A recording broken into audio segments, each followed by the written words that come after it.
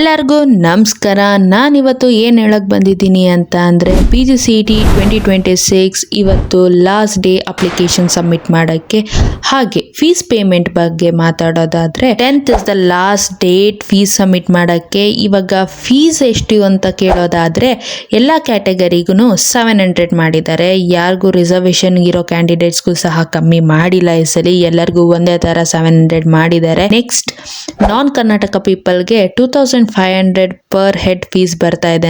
ಅಂದ್ರೆ ಒಂದು ಕೋರ್ಸ್ಗೆ 2500 ಬರ್ತಿದೆ ಅಂತೆ. ನನ್ನ ಪ್ರಕಾರ ಮೇ 2500 ಇರ್ಬೋದು. KE ಅವ್ರು ಮಾತ್ರ ಒಳ್ಳೆ ದುಡ್ಡು ಮಾಡ್ತಾ ಇದ್ದಾರೆ. ಇರಲಿ, ಏನು ಮಾಡೋಕ್ಕಾಗಲ್ಲ. ಇಲ್ಲಿ KE ಅವ್ರದ್ದು ನಂಬರ್ ಹಾಕಿರ್ತೀನಿ, ಒಂದು ಸಲ ಕಾಲ್ ಮಾಡಿ ಕನ್ಫರ್ಮ್ ಮಾಡಿಕೊಂಡು ಪೇ ಮಾಡಿ. ಇನ್ನು ಯಾರ್ಯಾರು ಅಪ್ಲಿಕೇಶನ್ ಪೆಂಡಿಂಗಲ್ಲಿ ಇಟ್ಟಿದ್ದೀರಾ ಇವತ್ತೇ ಹೋಗಿ ಸಬ್ಮಿಟ್ ಮಾಡಿ, ಯಾಕಂದರೆ ಇವತ್ತೇ ಲಾಸ್ಟ್ ಡೇಟ್. ಮತ್ತು ಫೀಸ್ ಬೇಕಾದ್ರೆ 10th ಟೈಮ್ ಇದೆ ಪೇ ಮಾಡೋಕ್ಕೆ. ಇನ್ನೇನು ಈ ವಿಡಿಯೋ ಅಪ್ಲೋಡ್ ಮಾಡ್ತಿದೆ ಅಷ್ಟರಲ್ಲಿ KE ಅವರು ಹೊಸ ನೋಟಿಸ್ ರಿಲೀಸ್ ಮಾಡಿದ್ರು. ಏನು ಅಂದರೆ ಆನ್ಲೈನ್ ಅಪ್ಲಿಕೇಶನ್ದು PGCET 2026 ಇನ್ನು ಎಕ್ಸ್ಟೆಂಡ್ ಆಗಿದೆ. ಎಲ್ಲಿವರೆಗೂ ಅಂತ ಕೇಳೋದಾದರೆ 20 ಏಪ್ರಿಲ್ವರೆಗೂ ಎಕ್ಸ್ಟೆಂಡ್ ಆಗಿದೆ. 22 ಏಪ್ರಿಲ್ವರೆಗೂ ಲಾಸ್ಟ್ ಡೇಟು ಫೀಸ್ ಸಬ್ಮಿಟ್ ಮಾಡೋಕ್ಕೆ. ಇದೇ ಲಾಸ್ಟು. ಮತ್ತೆ KE ಅವರು ಎಕ್ಸ್ಟೆಂಡ್ ಮಾಡಲ್ಲ ಅಪ್ಲಿಕೇಶನ್ ಹಾಕೋಕ್ಕೆ ಟೈಮು. ಯಾರ್ಯಾರು caste certificate, income certificate expire ಆಗಿದೆ ಅನ್ನೋರಿಗೆ ಈ ಎಕ್ಸ್ಟೆಂಡೆಡ್ ಡೇಟ್ ಬಿಟ್ಟಿರೋದು. ಅಕಸ್ಮಾತ್ ನಿಮ್ದೇನಾದರೂ ಎಕ್ಸ್ಪೈರ್ ಆಗಿದ್ರೆ ದಯವಿಟ್ಟು ಹೋಗಿ, ಇನ್ನು ಟೈಮ್ ಇದೆ, ಎಲ್ಲ ನ್ಯೂ ಸರ್ಟಿಫಿಕೇಟ್ ಮಾಡಿಸ್ಕೊಂಡು ಆಮೇಲೆ ಅಪ್ಲೈ ಮಾಡಿ. ಇನ್ನು 12 ದಿವಸ ಟೈಮ್ ಎಕ್ಸ್ಟ್ರಾ ಕೊಟ್ಟಿದ್ದಾರೆ.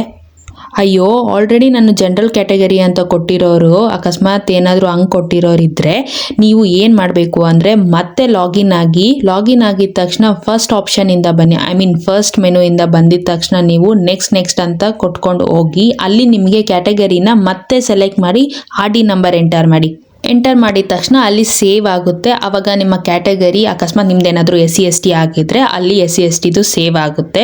ಮತ್ತೆ ಪೇಮೆಂಟ್ ಮಾಡೋ ಅವಶ್ಯಕತೆ ಇರಲ್ಲ. ನೆಕ್ಸ್ಟು ಅಪ್ಲಿಕೇಶನ್ ಸಬ್ಮಿಟ್ ಮಾಡ್ಬೋದು. ಇಲ್ಲ, ನಾನು ಇನ್ನೂ ಸಬ್ಮಿಟೇ ಮಾಡಿಲ್ಲ, ಅಪ್ಲಿಕೇಶನ್ ಹಾಕೇ ಇಲ್ಲ ಅನ್ನೋರು ಇವಾಗಲೇ ಹೋಗಿ ಅಪ್ಲಿಕೇಶನ್ ಹಾಕಿ, ಅಕಸ್ಮಾತ್ ನಿಮ್ದೇನಾದರೂ ಎಕ್ಸ್ಪೈರ್ ಆಗಿದ್ರೆ caste certificate, income certificate, RD number ಇಸ್ಕೊಂಡು ಅಪ್ಲೈ ಮಾಡಿ. ಇವಾಗ ಆಲ್ರೆಡಿ ಕ್ಯಾಸ್ಟ್ ಎಲ್ಲ ಅಪ್ಡೇಟ್ ಮಾಡಿರೋರು ಇರಲಿ ಬಿಡು ಪರವಾಗಿಲ್ಲ, ಏನು ಮಾಡೋಣ, ಹಾಕ್ಬಿಟ್ಟಿದ್ದೀನಿ ಅಂತ ಅನ್ನೋರು ಹಂಗಂತೂ ಮಾಡೋಕ್ಕೆ ಹೋಗ್ಬೇಡಿ. ನಿಮ್ಮ ಕ್ಯಾಸ್ಟ್ನ ಕರೆಕ್ಟಾಗಿ ಹಾಕಿ. ಅದು ಯಾಕೆ ಇಂಪಾರ್ಟೆಂಟ್ ಆಗುತ್ತೆ ಕ್ಯಾಸ್ಟು ಅಂದರೆ, ನೀವು ಅಕಸ್ಮಾತ್ ಏನಾದರೂ ರಿಸರ್ವೇಷನ್ ಕ್ಯಾಂಡಿಡೇಟ್ಸ್ ಆಗಿದ್ದರೆ ನಿಮ್ಮನ್ನ ಸೀಟು ಕಾಲೇಜ್ ಮುಖಾಂತರ ಕರ್ಕೊಳ್ಳೋ ಟೈಮಲ್ಲಿ ನಿಮಗೆ ರ್ಯಾಂಕು ಜಾಸ್ತಿ ಇಟ್ಟಿರ್ತಾರೆ. ಅಕಸ್ಮಾತ್ ನೀವೇನಾದರೂ ರ್ಯಾಂಕು 5000 ತೆಗೆದಿದ್ರೆ ನಿಮಗೆ ಕಟ್ ಆಫ್ ಬಂದ್ಬಿಟ್ಟು 7000 ಇಟ್ಟಿರ್ತಾರೆ. ಎಲ್ಲ ಕ್ಯಾಟಗರಿಗೂ ಅದೇ ಆದಂಥ ಕಟ್ ಆಫ್ ಇರುತ್ತೆ. ಆವಾಗ ತುಂಬ ಯೂಸ್ ಆಗುತ್ತೆ. ಸೊ ದಟ್ ನಿಮ್ಮ ಕ್ಯಾಟಗರಿನ ಕರೆಕ್ಟಾಗಿ ಎಂಟರ್ ಮಾಡಿ. ಇಲ್ಲ ಅಂದರೆ ಇವಾಗಲೇ ಹೋಗಿ ಮಾಡಿಸಿ, ಸರಿನಾ?